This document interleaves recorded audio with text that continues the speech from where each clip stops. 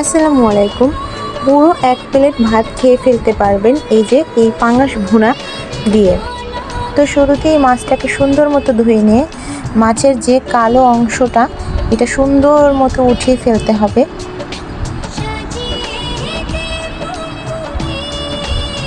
এরপরে লবণ, হলুদ, মরিচ এগুলো দিয়ে সুন্দর মতো মেখে নিতে হবে।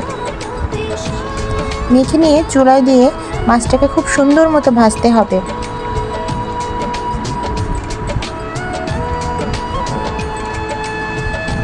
উল্টে পাল্টে খুব সুন্দর মতো মাছটাকে ভেজে নিতে হবে।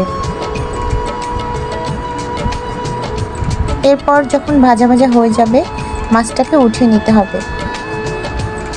আরেকটা কড়াইতে তেল গরম করে নিয়ে সেটাতে পেঁয়াজ, রসুন একটু নেড়ে চেড়ে একটু করে আদা দিয়ে